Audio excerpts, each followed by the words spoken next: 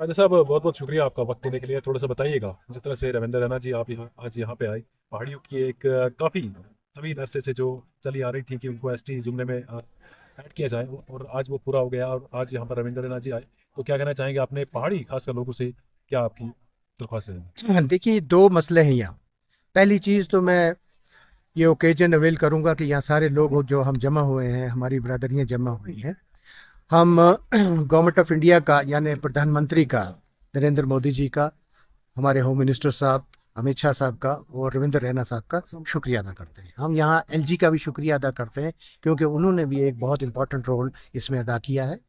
और ये मोदी थे जिनने मुमकिन किया कि हमको भी इतने सालों के बाद हमारी इस मजलूम कौम को हक दिया कि हम भी बाकी कौमों के साथ अपनी बराबरी या अपना एक लेवल प्लेइंग ग्राउंड फील कर सकते हैं, और हम भी आगे की तरक्की का, हमारे बहुत जो बच्चे हैं वो भी तरक्की और खुशहाली का सोच सकते हैं। हम उसका शुक्रिया करने के लिए आए थे। दूसरी बात यह है कि मैं आपके ज़रिए ज़रूर अपने इस कौम को एक मैसेज दूंगा कि एसटी मिलना ही इसकी इंतहा नहीं है, और ना ही इसी पर हमको इख्तिताम करनी चाहिए। हमारी जद्दोजहद जद्दोजहद जो है वो आगे अब चलेगी कि हम इस एसटी को इम्प्लीमेंट करने के लिए कितनी मेहनत करेंगे। इसमें दोनों साइड है, जहां हम अपने बच्चों को तैयार करेंगे या हम जो इक्तसादी तौर पर इसके फ़ायदे उठाएंगे। और हम ये भी कोशिश करेंगे कि हमने देखा कि जो हमारे अपने भाई गुजर इस वक्त तक एसटी में थे, आज तक किसी के लेवल तक जो गरीब गुरबा तक इसका कोई फ़ायदा ट्रिकल डाउन नहीं हुआ है। हम कोशिश करेंगे कि उनको भी इस चीज़ का फ़ायदा पहुँचाएं। क्या कहना चाहेंगे आप? पिछले लगभग 45 सालों से जो है अंधेरे में रखा गया, गुज्जर को पहाड़ी से लड़ाया गया, पहाड़ी को कश्मीरी से लड़ाया गया, लेकिन आज जाकर ये मांग जो है पूरी हुई। क्या कहना चाहेंगे? 45 सालों को अगर आप देखते हैं, नजरअंदाज तो नहीं कर सकते, तो क्या कहना चाहेंगे लोग? देखिए, ये सबसे बड़ी एक अलमैया है, हमको हिस्ट्री पढ़नी चाहिए। जो पहाड़ी कौम थी और इनके साथ गुजर कौम भी, चौधरी जो थे, ये बड़ी कॉन्शियस कौम थी।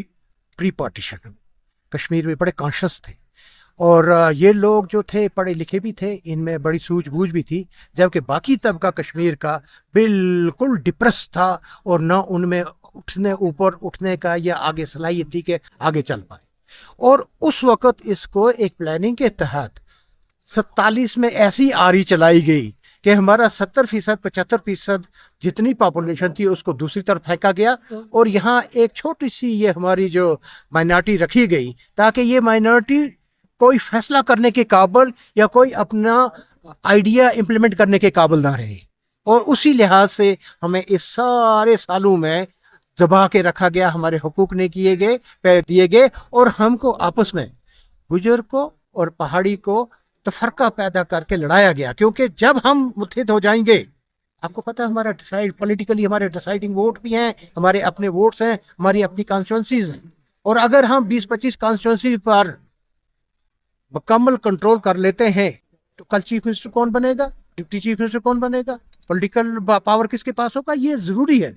अगर आप इस एनालिसिस को देखें, ये उस वजह से हमें आज तक डिप्राइव किया गया था इन हुकूक से, और हमें तफरकात पैदा किए गए। इलेक्शन सामने आ रहे हैं, पार्लियामेंट इलेक्शन जो है सामने आ गए हैं, लोग जो है बट गए हैं, काफ़ी सारी पार्टियों में लोग जो है लोग चले गए हैं। तो किस तरह से आप पहाड़ियों को जोड़ना चाहेंगे ताकि जो बीजेपी ने आपके लिए किया, पहाड़ियों के लिए किया, उनको मैं वापस दिया जाए? मैं अपनी कौम से इल्तिजा करूँ, मोटिवेट करूँगा, कोशिश करूँगा। इनफरादी तौर पर भी, इज्तमाही तौर पर भी हम जगह जगह पहुँचेंगे, और अपनी कौम को ये कहेंगे कि हमने एक वादा किया है, हम वादाबाद हैं। ये आज पार्टी का वादा, इनके साथ वादा की बात नहीं है। जब हमने एक जदोजहद स्टार्ट की थी, उस वक्त हमने तमाम जो लीडरान थे इस पहाड़ी कौम के, प्लस हम जो एम्प्लॉय उस वक्त लीडरान थे, हमने एक वादा किया था हाथ में डालकर कि जो भी पार्टी हमें अपना हक देगी, हम उसकी पॉलिसियों को, नीति को, उनकी गवर्नमेंट को सपोर्ट करेंगे, उनको पार्टी सपोर्ट करेंगे। आज वो वक्त आ गया है कि हमें अपनी सफ़ें दुरुस्त करनी है। आज हमें ये सोचना है कि जज्बात नहीं, जज्बात से हम पार्टी लोग बड़े जज्बाती होते हैं, और हम में छोटी छोटी प्रॉब्लमें होती हैं। एक भाई अगर इधर गया तो ये भाई उधर गया, मैं उधर नहीं जाऊंगा, मैं दूसरी साइड जाऊंगा। तो जाती जो हमारे तफरकात हैं, इसको हम इस वक्त बालाई ताक रखें।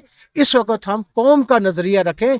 कौम की ये अमानत है, वोट आपके पास कौम का अमानत है। इस बार इस अमानत को अच्छी तरह इस्तेमाल करिए और अपना पावर दिखाइए। प्राइम मिनिस्टर ऑफ इंडिया जो है श्रीनगर आ रहे हैं बख्शिश स्टेडियम में, जी कितना एक्सपेक्ट कर रहे हैं आप कि कितनी पहाड़ी कौम जो है, कितने पहाड़ी लोग वहाँ पे जमा होंगे? देखिए, हमने कल से काफ़ी इसमें एक ये किया है, लोगों को मोटिवेट किया है, मैन्योर किया है, तैयार किया हुआ है। मुझे लगता है कि पहाड़ी लोग भी कम से कम यहाँ के तौर तरीके के हिसाब से तकरीबन 10,000 लोग जो साउथ, नॉर्थ और सेंट्रल कश्मीर से इंशाल्लाह वहाँ पार्टिसिपेट करेंगे हमारी तरफ से। आखिर पे आपकी क्या मैसेज रहेगी, खासकर पहाड़ी बच्चों के लिए जो पढ़ रहे हैं लेकिन आज तक उनको जॉब नहीं मिलता था, अब उनको एसटी में? मैं अपने नौजवानों को एक मैसेज दूंगा, आप दूसरी कौमों में देखें कि वहाँ यूथ अपनी कौम को आगे चलाने के लिए या पॉलिसी इम्प्लीमेंटेशन के लिए कितना बड़ा रोल अदा करती है। मैं जो अभी तक अखज़ कर रहा हूँ, उड़ी में हो, कुपवाड़ा में हो, आपके साउथ कश्मीर में हो, हमारे जो नौजवान हैं, खुसूसन कॉलेज के स्टूडेंट्स हैं, हायर सेकेंडरी स्टूडेंट्स हैं, यूथ है, वो बिल्कुल स्लम्बर में है, सोए हुए हैं। उनको ना वो अपने हुकूक का पता है और ना ख्वाब का पता है। मेरे बच्चों, ख्वाब देखो, ख्वाब उसके पूरे होते हैं जो ख्वाब देखता है। जो ख्वाब नहीं देखता है उसको कभी ख्वाब पूरे होने वाले नहीं हैं।